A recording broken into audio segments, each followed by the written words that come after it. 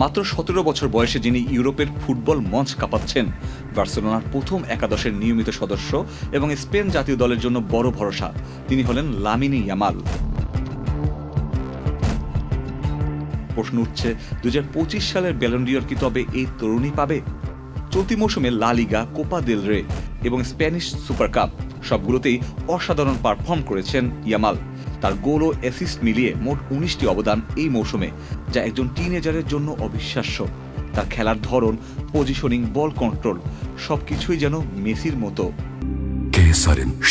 থেকে শিখরে একটি স্প্যানিশ সংবাদ মাধ্যমে দেওয়া সাক্ষাৎকারে ইয়ামাল ব্যালন ডি'অর জয় নিয়ে বিস্তারিত কথা বলেছেন।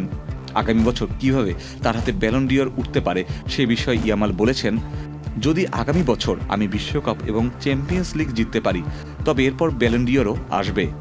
যদি ইয়ামালের কথা বাস্তবে পরিণত হয়, তাহলে আগামী বছর চ্যাম্পিয়ন্স লিগ জিতবে বার্সেলোনা আর বিশ্বকাপ উঠবে স্পেনের হাতে। আর এই দুই শিরোপা জিততে হলে ইয়ামালকেই বড় ভূমিকা রাখতে হবে। যদি সে এমন কিছু করে দেখাতে পারে, তাহলে ব্যালন ডি'অর সত্যিই তার হাতেই উঠতে পারে। Ikhtiyar Ferdous, channel I.